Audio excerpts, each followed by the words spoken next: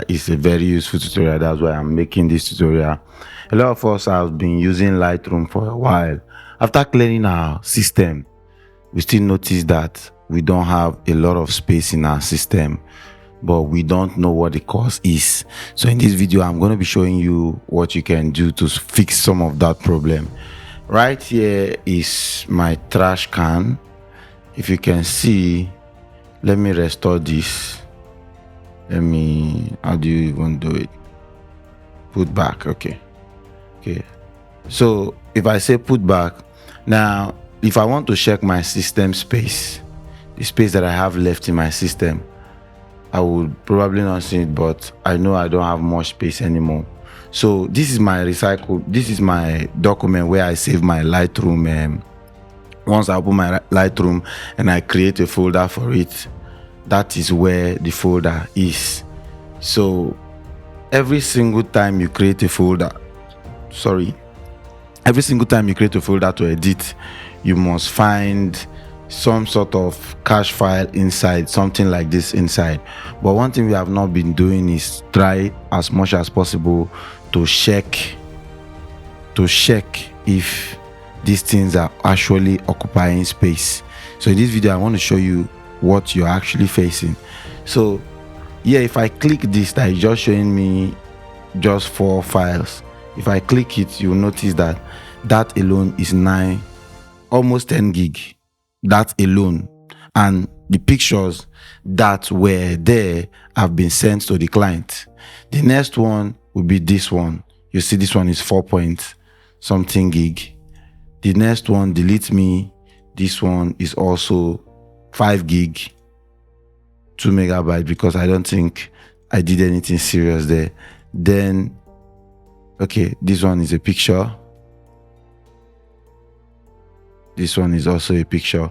So now you have things that are occupying your system space just because you edited a picture using those files. So let's check this one out. This one is 4 gig. This one is also 4 gig. So by the time you remove all these 4 gig from your system, or because some of you don't create folder every single time you edit your pictures, so you don't even know what is going on. Let's go back into our drive and try to see the space we have left. Okay, let's just use utility and check, because I really want to show you what the amount of space we have. Okay, so available space, we have 100 gig. That's the available space. This is the only space left out of what you're seeing here. And in my system, I normally don't keep much. I just do more of the editing from drive. So let me go back and delete those stuffs. I used to save some of them here, but I moved everything to picture. So I'll delete this.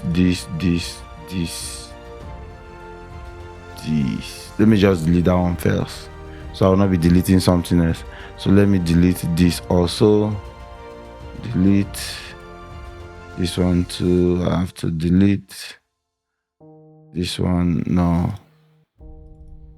this also I have to delete. Remember, our space before was 100 GB. We had 100 GB before. I think it was 110 or something. This one, library file, I don't know why he's saving all of this, but I think, okay, these are just previews and profiles. So let me just empty it. Let me see this. Oh, sorry. So let me just go back to picture, library, move to trash.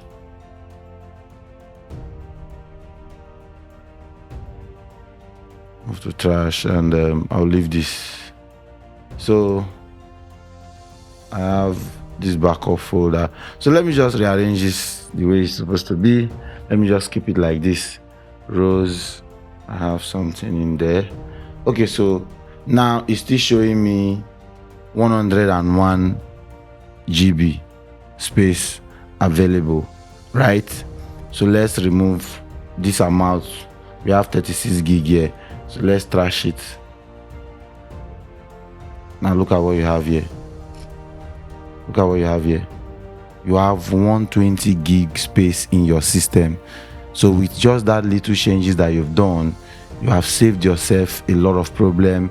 You have saved yourself a lot of space.